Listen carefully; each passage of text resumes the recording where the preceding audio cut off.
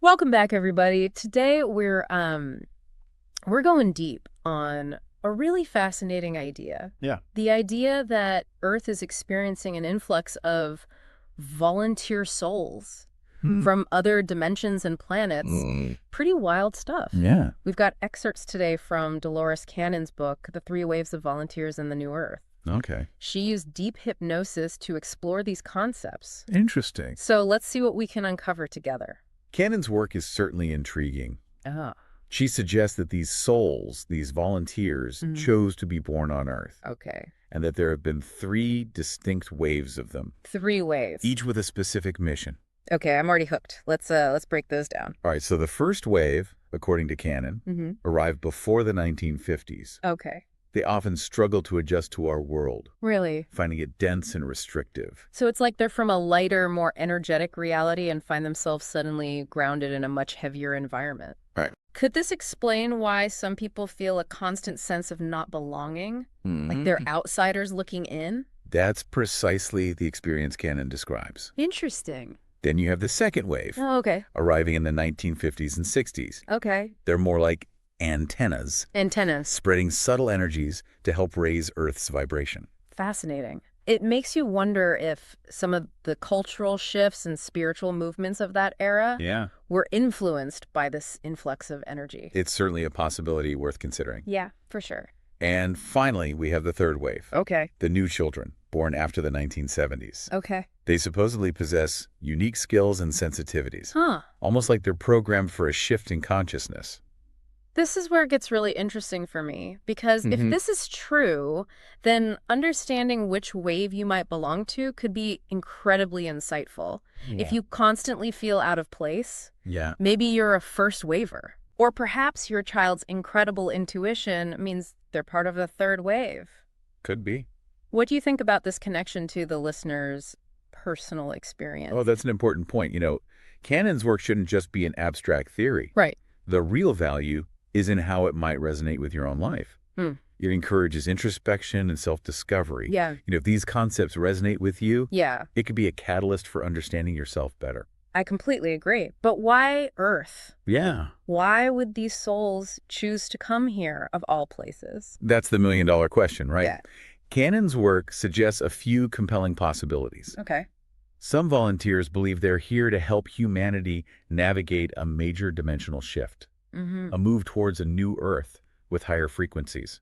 A new Earth. Okay. So we're not just talking about individual growth here, but a potential planetary transformation. Exactly. Wow. This new Earth is a recurring theme in Cannon's work. She envisions a world where disease and negativity are minimized, and our connection to a universal consciousness Okay. or source is amplified. Okay, let's pause here for a moment. While the idea of a new Earth is captivating, Yeah. some might find it a bit too idealistic or even fantastical. I see what you mean. How would you respond to someone who's skeptical of this concept? Well, skepticism is healthy. It's important to approach these concepts with a critical mind. Right. While Cannon attributes the memories she uncovered to past lives. Yeah. Some psychologists might interpret them as symbolic representations of the subconscious. Okay. Perhaps these past lives are metaphors for our deepest fears, desires, and potentials. That's a really interesting perspective. Yeah. It adds another layer of depth to these concepts. For sure. And encourages the listener to think critically about their own beliefs. Yeah. It's not about blindly accepting one interpretation, but rather exploring different viewpoints and finding what resonates with you. That's a great point. The power of this exploration lies in its ability to spark self-reflection Right. and potentially lead to a deeper understanding of oneself and the world around us. This is exactly the kind of thought-provoking discussion I love. Yeah. Now, back to the volunteer souls mission. Okay. We've talked about their role in this potential shift, but what other reasons does Cannon suggest for their presence on Earth? Another compelling possibility is that some souls are here to act as teachers, Teachers. spreading messages of love and interconnectedness, even if it's on a subconscious level. It's like they're subtle influencers, their mere presence impacting the energy field around them. Yeah. This raises an interesting question. If these souls are influencing us, Right. what does that influence actually look like? Yeah. How might we be affected by their presence in our lives? That's a great question. It encourages us to pay attention to the people we encounter, the experiences that shape us, Right. and the subtle energies that we might be absorbing consciously or unconsciously. Yeah. Perhaps their influence manifests as a sudden surge of inspiration, Okay. a moment of profound connection, or a shift in our perspective that leads to greater understanding and compassion. I love that. Yeah. It's a reminder to be open to the subtle ways in which the universe might be communicating with us. Now, Cannon's work also suggests that some souls are here simply to observe and learn from Earth's challenges. Yes, she describes them as cosmic anthropologists, Cosmic anthropologists. studying human behavior and gathering data about our planet's evolution. It's fascinating to imagine these souls as observers, Yeah. witnessing our joys and struggles, our triumphs and failures. What do you think they make of us, these cosmic anthropologists? That's an intriguing question. It makes me wonder if they're fascinated by our resilience, our creativity, and our capacity for both great love and terrible destruction. Yeah. Perhaps they see us as a species on the cusp of a major evolutionary leap, Okay. grappling with our shadows while reaching for the light. And maybe, just maybe, Yeah. their observations and insights can help us navigate this crucial period of transformation. Absolutely. It's almost as if we have a cosmic research team Yeah. dedicated to understanding and supporting our evolution. That's a beautiful way to put it. Right. It reminds us that we're not alone in this journey. Speaking of not being alone, let's talk about some of the specific stories Cannon shares in her book. Okay. There's one that really stood out to me about a woman who, under hypnosis, Yeah. recalled being a keeper of a pyramid in a past life. Oh, wow. She even described having a glowing pink crystal Interesting. that would answer her questions. That's a compelling story. Right. It raises intriguing questions about the nature of consciousness, the possibility of past lives, Right. and the potential for advanced technology in ancient civilizations. It's like a blend of science fiction and ancient mythology. Right. And then there's the man who remembered being a being of pure energy, Okay. traveling across the cosmos before choosing to incarnate on Earth. Interesting. He described the immense challenge of adjusting to a physical body, Yeah. feeling like he was trapped in a heavy, restrictive cert. That story really highlights the disorientation and sense of alienation Right. that many of these supposed volunteer souls experience. It's as if they've traded the freedom and expansiveness of a non-physical existence for the limitations and challenges of the material world. For sure. It's fascinating to consider that some people might be walking around feeling this way, carrying a deep-seated sense of not belonging without understanding why. Right. It's like they have a cosmic case of homesickness, yearning for a reality they can't quite remember. And perhaps that yearning is a catalyst for growth, Yeah. prompting them to seek answers, Yeah. to explore their spirituality, and to connect with others who might share similar experiences. I love that idea. It's like their sense of disorientation is actually a compass guiding them towards a deeper understanding of themselves and their place in the universe. It's a beautiful way to reframe their struggle. Yeah. It's not just about feeling lost, but about embarking on a journey of self-discovery and spiritual awakening. Now, before we get too carried away with these incredible stories, let's take a step back and address the elephant in the room. Right. The evidence, or lack thereof. How can we verify these claims? Yeah. Is it all just hypnosis-induced fantasy? That's a crucial question. Yeah. And it's perfectly valid to approach this with a healthy dose of skepticism. Right. Cannon argued that deep hypnosis allows access to the subconscious mind, Okay. where memories from beyond this life are believed to be stored. Okay, but some people might argue that those memories are simply fabricated by the subconscious, influenced by suggestion or imagination. Right. How would you address that concern? That's a fair point, and it's important to acknowledge the limitations of hypnotic regression. Right. While Cannon believes she was accessing genuine past life memories, others might interpret them as symbolic representations of the subconscious mind. So it's about being discerning and recognizing that there might be multiple interpretations of these experiences. Yeah. It's not about blindly accepting one explanation, but rather engaging in critical thinking and exploration. Exactly. And this exploration should involve considering alternative viewpoints. Okay. While Cannon believed in reincarnation, others might suggest that these memories are fragments of collective consciousness Okay. or archetypal patterns that resonate within us. That's fascinating. So even if we're not fully convinced about past lives, these stories can still hold valuable insights into the workings of the human psyche. For sure. And the nature of consciousness. Precisely. The goal is not to force anyone to believe a particular viewpoint, but to encourage open-mindedness, critical thinking, and a willingness to explore the vastness of human experience. Now, another question that arises is, what about people who don't resonate with this idea at all? Right. Are they simply not part of this whole volunteer soul phenomenon? That's another insightful question. Yeah. Cannon's work suggests that not everyone is a volunteer soul. Okay. Some souls are deeply connected to Earth's karmic cycles, reincarnating here lifetime after lifetime. So it's not like there's a cosmic sorting hat dividing us into volunteers and earthlings. Exactly. There's a beautiful diversity in the soul's journey, just as there is in human personalities. That makes sense. Yeah. It's not about creating categories, but about recognizing the richness and complexity of the human experience, regardless of one's beliefs about the soul or past lives. Absolutely. Right. It's about honoring the individual path while acknowledging the interconnectedness of all beings. This has been an incredible start to our deep dive. Yeah, for sure. We've explored the concept of 3 waves of volunteer souls, their potential missions on Earth, and the intriguing stories Cannon uncovered through her research. Definitely. We've also touched on the importance of critical thinking, exploring alternative perspectives, and honoring the diversity of human experience. It's been a fascinating discussion so far. Yeah. And I'm eager to delve even deeper into these concepts. Me too. Yeah. In the next part of our deep dive, we'll explore this New Earth concept in more detail. All right. Looking at Cannon's descriptions of a world where harmony and higher consciousness prevail. Okay. We'll also examine the evidence and skepticism surrounding these ideas and consider what it might mean for us as individuals and as a collective. I'm looking forward to it. It's sure to be a thought-provoking exploration. Stay tuned, listener, for the next part of our deep dive into the world of volunteer souls and the possibility of a new Earth. All right. Welcome back to our deep dive into the world of volunteer souls. When we left off, we were discussing the potential reasons these souls might choose to incarnate on Earth, including their role in a possible planetary shift towards a new Earth. Yeah, that's right. And that new Earth concept really captured my imagination. It's a world where, according to Cannon, disease and negativity are minimized and our connection to source is amplified. It sounds pretty utopian, but also a bit abstract.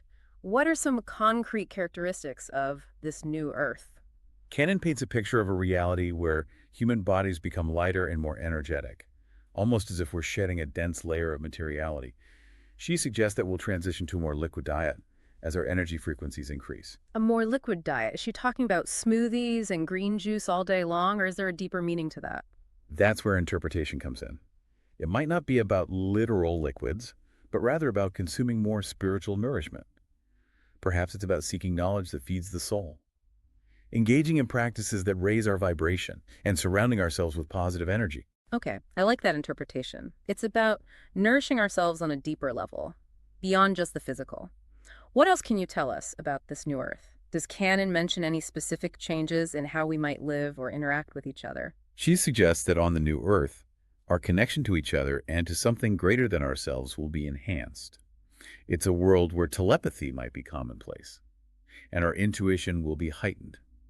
Competition and conflict will be replaced by cooperation and understanding. So it's not just about individual enlightenment, but about a collective shift in consciousness. Precisely. It's about moving beyond the limitations of our current reality and embracing a more unified and harmonious way of being. This all sounds very appealing, but I can't help but wonder, how do we get there? Is this new Earth something that's going to magically appear one day? Or do we have a role to play in creating it? That's where our individual choices and actions become crucial.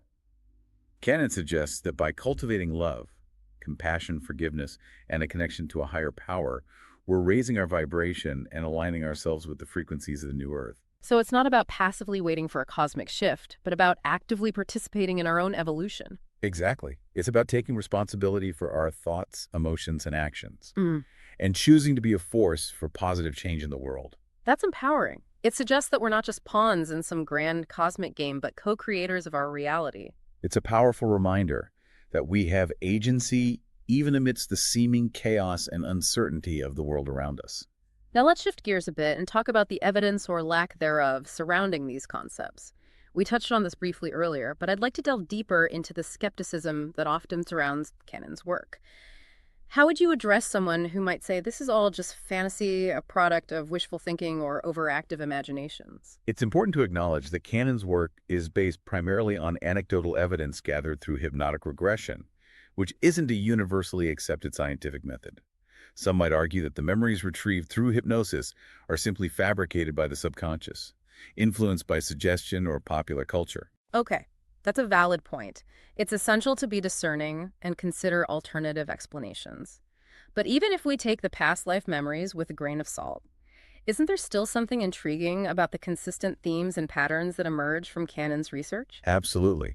The fact that so many people under hypnosis recall similar experiences of being volunteer souls with missions to help humanity suggests that there might be something deeper at play even if we don't fully understand it. Yeah, it's like there's a collective unconscious, a reservoir of shared experiences and archetypes that we're tapping into. Exactly. And even if those experiences aren't literal memories of past lives, they can still offer valuable insights into the nature of consciousness, the human psyche, and our potential for spiritual evolution. This brings me to another point of skepticism that often arises. If these volunteer souls are here to help us create a better world, why is there still so much suffering and conflict? It seems like things are getting worse, not better. How would you reconcile this apparent contradiction? That's a challenging question, and there's no easy answer. Cannon suggests that the current state of the world is part of a larger evolutionary process, a necessary stage of purification and awakening. She believes that the negativity and chaos are pushing us to confront our shadows, to recognize the flaws in our current systems, and to ultimately choose a more harmonious path. So it's like the darkness is a catalyst for transformation, forcing us to wake up and make a change. Precisely. Yeah. It's like a cosmic crucible, where we're being tested, challenged, and ultimately refined. Okay. But if that's the case, why do these volunteer souls have to suffer along with us? It seems a bit unfair. Cannon suggests that these souls chose to incarnate into this challenging time because they understood the risks and the potential rewards. They're here to serve as beacons of light, to anchor higher frequencies, and to inspire others to awaken to their own potential. So it's like they're spiritual warriors willingly entering the battlefield to help us overcome the forces of darkness. It's a powerful metaphor. And it suggests that even in the midst of suffering and conflict, there's a profound purpose and meaning to our existence. This brings us back to the question of personal responsibility. If we are indeed co-creators of our reality, what specific actions can we take to support this shift towards a new Earth? Cannon emphasizes the importance of inner work, of cultivating qualities like love, compassion, forgiveness, and gratitude. She suggests that by raising our own vibration, we're not only helping ourselves, but also contributing to the collective consciousness. So it's about being the change we want to see in the world. Exactly. It's about recognizing that our thoughts, emotions, and actions have a ripple effect that extends far beyond ourselves. By choosing to live from a place of love and unity, we're creating a more harmonious and peaceful world, one interaction at a time. Now, let's talk about the more mystical aspects of Cannon's work. She mentions something called the Council, a group of highly evolved beings who oversee Earth's development. Who are these beings, and what is their role in this whole process? Cannon describes the Council as a wise and benevolent group of beings from various star systems and dimensions who are deeply invested in Earth's evolution. They monitor our progress, offer guidance when needed, and ensure that we're staying on track with our soul's purpose. So they're like the cosmic board of directors, keeping an eye on things and offering support from a distance. That's a good analogy. Yeah. And according to Cannon, they operate from a place of unconditional love and respect for free will. So they don't interfere directly unless it's absolutely necessary. That's reassuring. It suggests that we're being guided and supported even when we don't realize it. But how do they communicate with us? Do they send messages through dreams or telepathy? Cannon suggests that they primarily communicate through our intuition, those subtle nudges and inner whispers that guide us towards our highest path. She believes that we all have the ability to connect with the Council if we quiet our minds, open our hearts, and listen to our inner guidance. So that's about developing our intuition and trusting that we're being guided towards our soul's purpose. Exactly. It's about recognizing that we're not alone in this journey, that there are unseen forces supporting us and helping us to evolve. Now, I'm curious about the specific missions of these volunteer souls. Do they all have a grand plan? Or is it more about their overall energy and presence? Cannon suggests that their missions vary widely depending on their individual skills and the needs of the planet. Some might be here to raise consciousness, while others might focus on healing teaching or simply spreading love and light. Their missions might unfold gradually, often in unexpected ways. They might not even be consciously aware of their purpose until certain events or encounters trigger their soul's memories. Okay, it's like they're on a cosmic treasure hunt, following clues and synchronicities to uncover their hidden mission. Exactly. And the journey itself is often as important as the destination. It's about embracing the unknown, trusting the process, and allowing their soul's wisdom to guide them. But what about the challenges they face? We talked earlier about the difficulty of adjusting to the density of the physical world. But are there any other obstacles that might hinder their missions? One challenge they often encounter is resistance from those who are attached to the old ways of being. They might be ridiculed, dismissed, or even persecuted for their unconventional beliefs and behaviors. So it's like they're pioneers paving the way for a new way of seeing the world, but often facing opposition and misunderstanding. Precisely. And it takes courage, resilience, and a deep commitment to their purpose to stay true to their mission in the face of such challenges. Yeah, I can imagine it's also difficult to maintain their high vibration when surrounded by negativity and fear. How do they manage to stay positive and optimistic in such a challenging environment? Cannon suggests that they draw strength from their connection to Source, from the Council, and from each other. They form communities of like-minded individuals who understand their experiences and support their journey. They also find solace in nature, in creative expression, and in acts of service that bring them joy. So it's about finding ways to recharge and reconnect with their purpose, even in the midst of chaos. Exactly. It's about cultivating practices and relationships that nourish their soul and remind them of their mission. Now, let's shift gears a bit and talk about the potential signs of this dimensional shift that Cannon describes. How will we know when it's happening? Will there be a sudden dramatic event, or is it a more gradual and subtle process? Cannon suggests that we might see an increase in natural disasters, social unrest, and technological advancements. As the planet's vibration increases, it's like the old reality is crumbling, making way for something new and more evolved. So it's like we're going through a collective birth process with all the contractions and labor pains that come with it. That's a powerful analogy. And just like with childbirth, there's a sense of anticipation, excitement, and maybe even a bit of fear of the unknown. Yeah. What about those who are afraid of this shift? What advice would you offer them? Fear is a natural response to change, especially when it involves the unknown. It's important to acknowledge those fears, but also to remember that we're not alone in this process. We have guidance from our soul, from the Council, and from the many benevolent beings who are here to assist with this transition. So it's about surrendering to the process, trusting that we're being guided, and focusing on cultivating love and compassion within ourselves. Exactly. And it's about remembering that even in the midst of change, there is always hope. The new Earth is not a destination, but a journey, an ongoing evolution towards a more harmonious and fulfilling existence. This has been a fascinating exploration of the New Earth concept. We've discussed its potential characteristics, the role of volunteer souls in creating it, the evidence and skepticism surrounding these ideas, and the importance of personal responsibility in navigating this shift. It's been a thought-provoking discussion, and I'm eager to delve even deeper into these concepts in the next part of our deep dive. Me too. In the next part, we'll explore the more mystical aspects of Cannon's work, including her insights into extraterrestrial involvement in human evolution, the concept of a lost Garden of Eden, and the specific abilities and challenges of volunteer souls. It's sure to be a captivating exploration of the mysteries of consciousness and the potential for humanity's spiritual awakening. Stay tuned, listener, as we continue our deep dive into the world of volunteer souls and the possibility of a new Earth. Welcome back to our deep dive into Dolores Cannon's The Three Waves of Volunteers and the New Earth. We've covered a lot of ground already, from the characteristics of these supposed volunteer souls to the potential for a shift towards a new Earth. Now, let's dive into some of the more intriguing and perhaps controversial aspects of Cannon's work. I'm ready. Cannon's work certainly pushes the boundaries of conventional thinking, inviting us to consider possibilities that might seem far-fetched at first glance. Exactly. One of those possibilities is the idea of extraterrestrial involvement in human evolution. Cannon's research includes numerous accounts of individuals recalling contact with beings from other planets, often during hypnotic regression. What are your thoughts on these accounts? It's important to approach these accounts with discernment, recognizing that not all experiences reported under hypnosis are necessarily accurate or reliable. However, the recurring themes and consistent details in many of these accounts, coupled with the growing body of evidence suggesting the possibility of extraterrestrial life, make it difficult to dismiss them outright. So it's a case of keep an open mind, but don't check your brain at the door. Precisely. Critical thinking is essential, but so is a willingness to expand our understanding of what's possible. Cannon suggests that some of these extraterrestrial beings are benevolent and are here to assist with humanity's evolution, while others might have different agendas. Okay. That's both fascinating and a bit unsettling. It suggests a more complex and nuanced picture of extraterrestrial contact than we often see in popular culture.